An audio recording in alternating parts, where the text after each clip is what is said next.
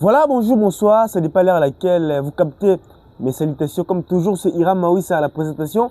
Pour la première fois, écoutez une émission, n'oubliez pas de s'abonner, de partager, de commenter, de faire exercice aussi, on a simple, écoutez une émission, de s'abonner, de partager, de commenter, de faire qui te communique très bien. Ce qui te c'est que ma allé. Donc, nous sommes là encore pour parler de l'actualité sportive. Aujourd'hui, on va parler sur les sacrés à Sénégal. On va féliciter le Sénégal. Le Sénégal a mis champion d'Afrique. On va parler de ça. On parlera maintenant de l'arbitrage. Parce que l'arbitre du match Sénégal-Maroc, il était congolais. Raison pour laquelle j'ai vu les gens critiquer Jean-Jacques Ndala. Oh, arbitrer ma baie. On va parler de ça dans cette émission. Est-ce que Jean-Jacques Ndala sera sanctionné par la CAF? C'est la grande question qu'on va se poser dans l'arbitrage. Mais selon Gaï, je vois que l'arbitrage, ils n'ont pas mal. On en parle dans cette émission. On va parler aussi à ce qui concerne la bonne nouvelle. On a une bonne nouvelle. On a une bonne nouvelle. Pour un nini, les habitants de l'Inga qui s'aiment à chaque fois et permettre aux gens de se passer à un niveau de bango pour que ça peut au sommet. C'est une bonne nouvelle pour moi. On va parler de ça dans cette émission. C'est quoi la bonne nouvelle? Et à la fin, on va directement se projeter dans la CAN 2027. Quels sont les pays qui vont organiser la CAN? On en parle de ça dans cette émission. S'abonner, partager, commenter. Et pour ça, vraiment, c'est un comment on a besoin de l'actualité sportive. Donc, la seule manière qu'on récompense les bisous, c'est de s'abonner, de partager, de commenter. Au moins, l'émission, 5000 vues, mais like, ils vont tout liker, tout commenter, tout s'abonner. On va vraiment qui te communique. On va commencer avec le match Sénégal-Maroc. Premièrement, félicitations dans la Sénégalais. Ça est exceptionnel. Exceptionnel. Sénégal, à l'accès qu'il y a, c'est une grande nation africaine. Parce que c'est entre les grandes nations, les Maroc et le Sénégal. On doit féliciter le Sénégal. Sénégal a mérité. Depuis même la qualification pour la Coupe des Nations, si on a comme finale, alors ça sera un message bien. Il montrait un très beau jeu. On a vu ça même dans cette Coupe des Nations, également aussi à la finale. Devant les pays organisateurs, Marocains ont sifflé les joueurs Bango, mais ils ont toujours la mentalité des gagnants pour à la fin gagner le match. Ça a félicité. Mais j'ai vu les gens critiquer l'arbitre du match, mais c'est Jean-Jacques Ndala. Premièrement, moi aussi je tiens à féliciter l'arbitre Jean-Jacques Ndala. Parce que ce n'est pas une chose facile. La compagnie il a plus de 50 quelques arbitres. Mais là, il y a chacun des joueurs au sifflet arbitré. Match ouverture, il y a Coupe des Nations. Après, c'est sous responsabilité. Il y a quoi arbitrer final. C'est là prouve qu'il y a Oza parmi les meilleurs arbitres africains. Ce n'est pas donné à tout le monde. On arbitre un match ouverture, on arbitre un match à finale. Ce n'est pas donné à tout le monde. Donc, tant que CAF, après ce qui est à Noma qui est arbitre un match, CAF a vu déjà qu'il y a Jean-Jacques Ndala, il maîtrise le gros match parce que ce n'est pas la première fois qu'il a arbitré finale. Il avait sifflé la finale de la Ligue des champions africaine, ma mélodie, dans Young Africans. C'était en 2022 ou 2021, si je ne me trompe pas. CAF a montré que Jean-Jacques Ndala, il maîtrise très bien. Gros match, surtout la finale, tu peux ses responsabilités. Mais j'ai vu les Congolais, les gens, en général, ils ont critiqué l'arbitrage. Mais pour moi, Hiram Mawissa, il n'y avait aucun problème contre l'arbitrage. Il n'y avait aucun problème. Depuis la première mi-temps, il n'y avait aucun problème pour moi. Pour moi. Problème, wana, et je me rappelle, il y a Sénégal Banilaki. Bien Sénégal Banilé, on avait vu tout ce qu'il y a à Tsiniki joueur.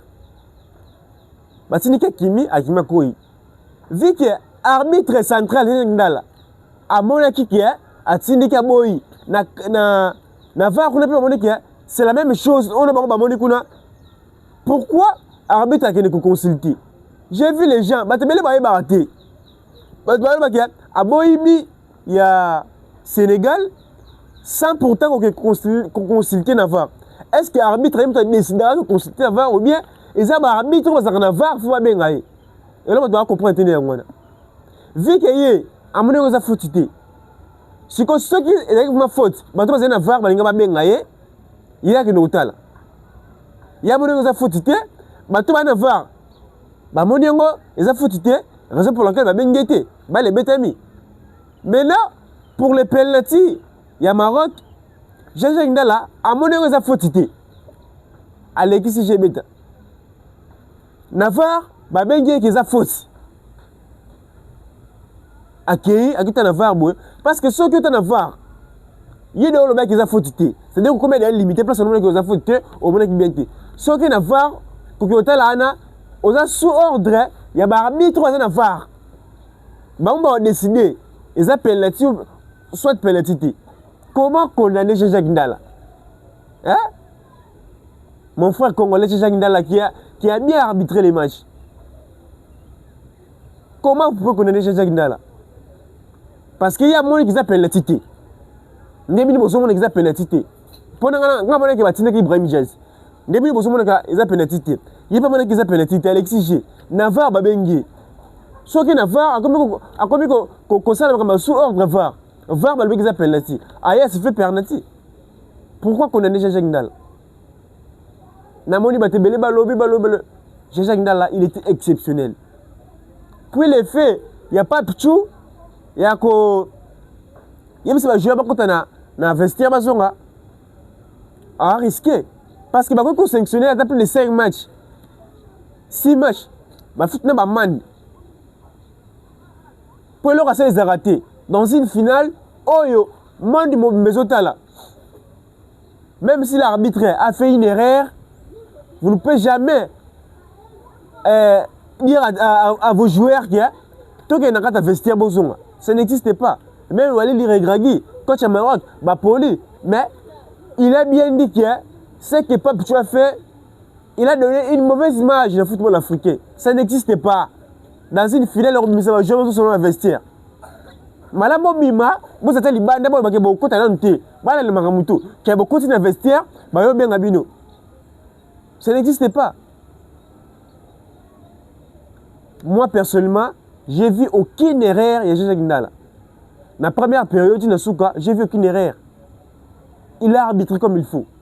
Les Arabes congolais, oh boy. Il a arbitré comme il faut. C'est long là.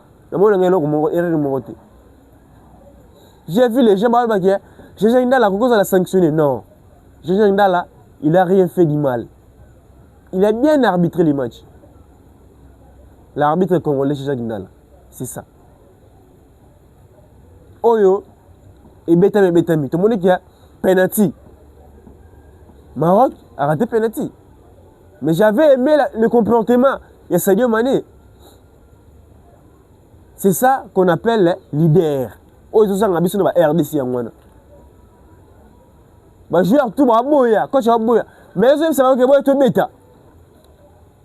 Moi, tu es bêta. Leader. Et le président de la RDC, je profite directement pour cette occasion. Côté à Sadio Mané, c'est un leader. Attends, on va mettre bongo. On va mettre un mingi parce que Azali le rôle doyen, Azali le rôle leader, moi on le leader. L'équipe. Parce que biso RDC, tout ça appelé leader le rôle Sadio Mané wana. Ici à Kinshasa contre le Sénégal. Tu sais bien liboso, bien mi balé. Sadio Mané sera bon à l'aise, mentalité tout bêta. Mais Sénégal c'est biso D1, D2, namoni bakama simbi tout. Oui ça sont à Simbi Kovo, leader azati. Même le Sénégal, tu me dis que Sénégal a chez Égypte, dans la Coupe des Nations. Mané c'est bon, calme. C'est un leader. La finale tout le monde peut Mané c'est calme. Moi tout bêta. Tout ça mi bali. C'est ça un leader. Et là que les gens appellent la sélection de biso yangwana. La responsabilité mususu. Bilo mususu ça biso pe to ke musika te. Ezara ke joueur ezara bilo wana tout. Mais c'est la paix qui peut que musika. On n'a pas un leader. Depuis le départ de Youssouf Moulumbu, on n'a pas un autre leader. Le roi Sadio Mané. Donc C'est ça ce que je pourrais dire en bref à ce qui concerne le match Sénégal-Maroc. Mais je tiens à féliciter les Marocains. Tout le monde il faut assister à un bango exceptionnel. Donc, l'axi match me bien. Basta des autres correspondent à une norme. Tout le monde peut Sénégal, l'axi football me bien. Maroc peut hormis. Premier arbitrage. Mais les Maroc a bien joué compétition Mobimba. Maroc a bien vraiment bien. On a félicité le Sénégal pour les sacres à champion d'Afrique. Deuxième étoile, on doit féliciter les Maroc pour l'hospitalité, organiser Coupe d'Afrique des Nations, remettre finale et l'aspect image me bien. Tout le monde qui est congolais, étranger, tout le monde Maroc, qui bien accueilli. Donc, Maramoutou est vraiment exceptionnel. C'était ça à ce qui concerne l'analyse du match Maroc-Sénégal. On a le Maroc est pour qui? Parce que Sénégal a un système déjà 4-3. On est à l'ingate. On est à l'ingate. Il y a une place à la mingue par rapport à lui, parce qu'il y avait un arbitre congolais, Moutazala Kiwana. Il y avait un arbitre congolais. On a analysé Sénégal, à cette époque gagné, Maroc, on est à l'ingate.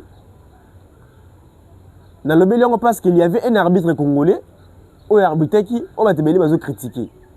Donc, on va prendre, à ce qui concerne la deuxième thématique, ils avaient la bonne nouvelle. Maintenant, c'est quoi la bonne nouvelle? On a une dans le bas.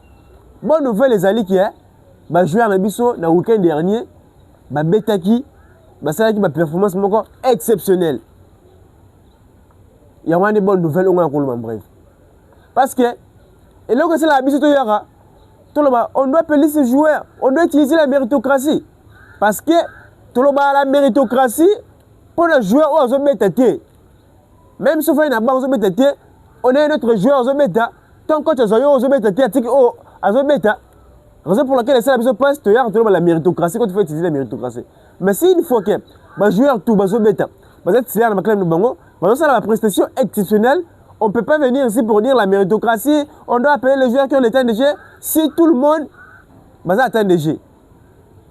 Dans le week-end dernier, on avait vu la prestation de Sadiki, exceptionnelle. Il avait donné sa première passe décisive dans la première ligue.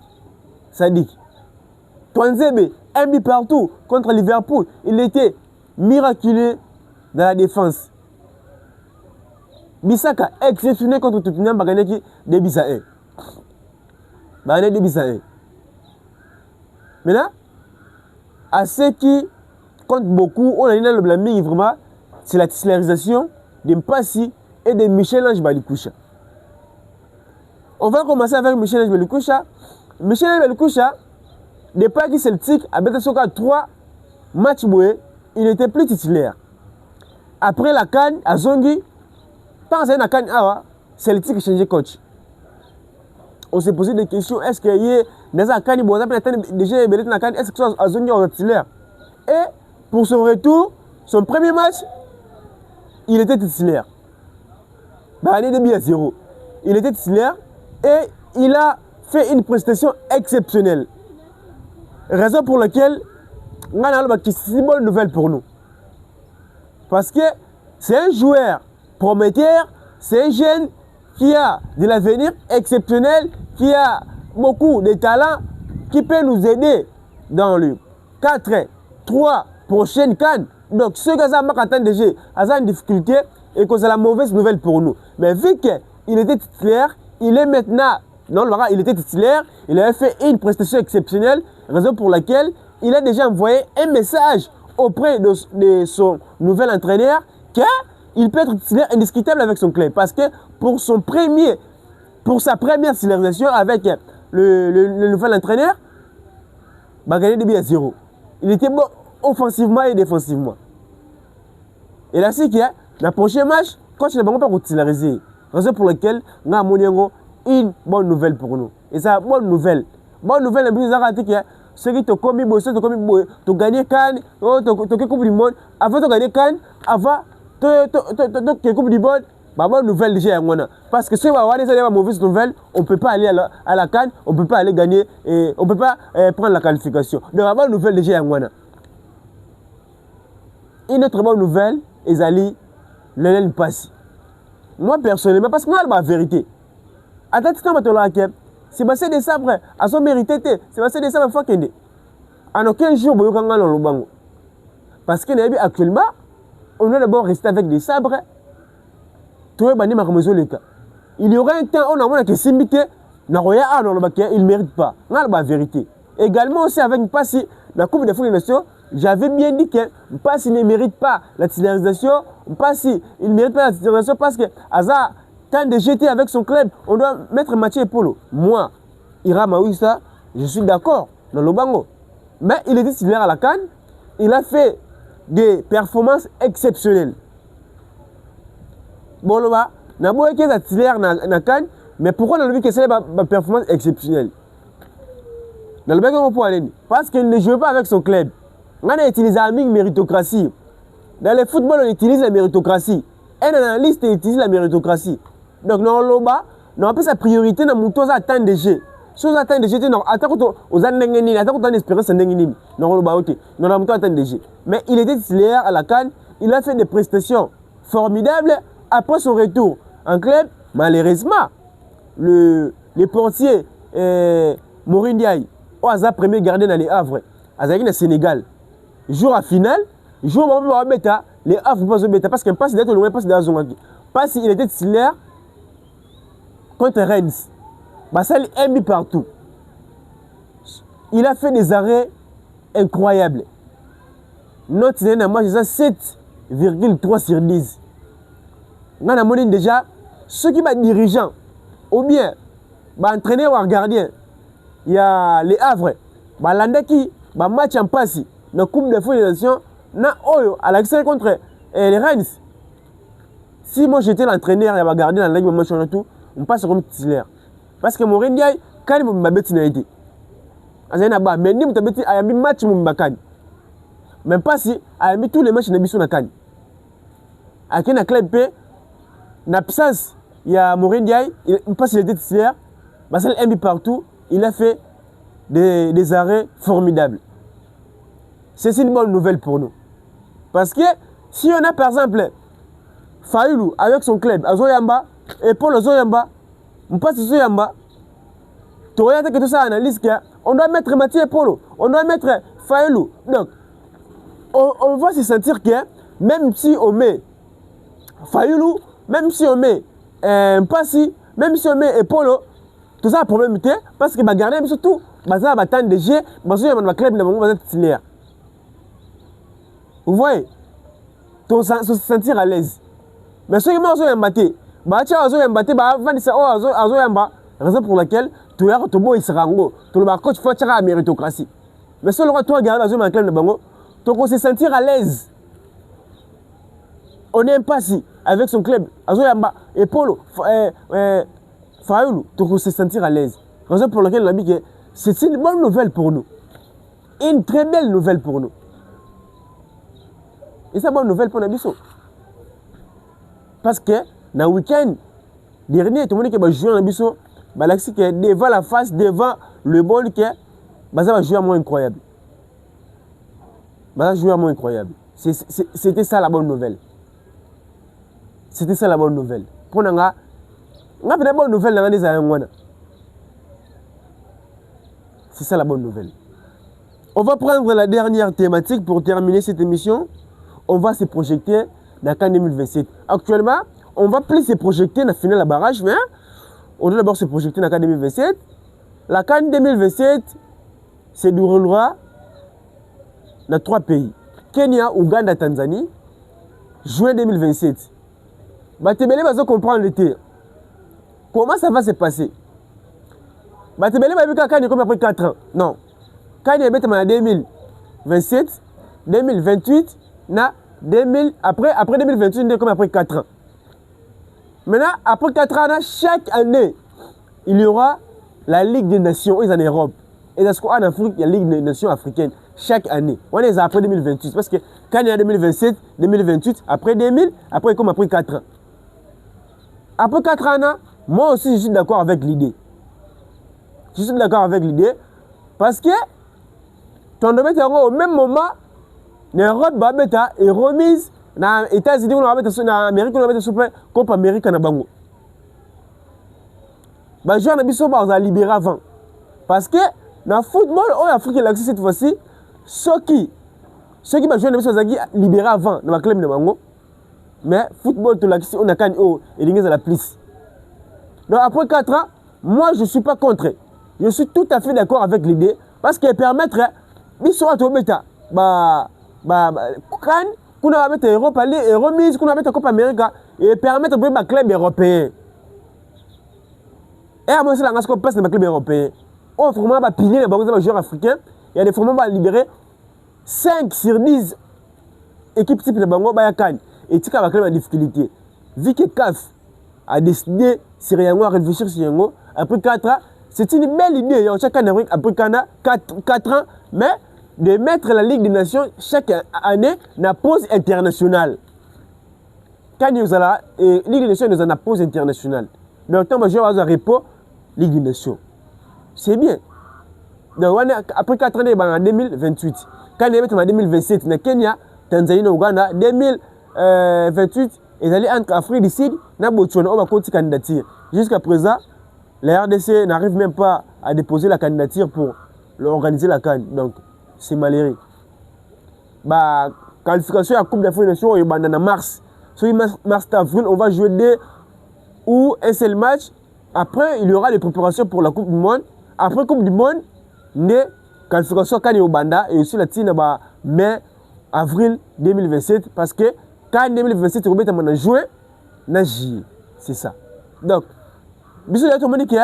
comment ça se passe? On a une expérience. On a juste à améliorer comment on s'équipe. Pour la prochaine CAN, tous à éliminer PAT. Je me pose des questions. Actuellement, le Sénégal a une coupe.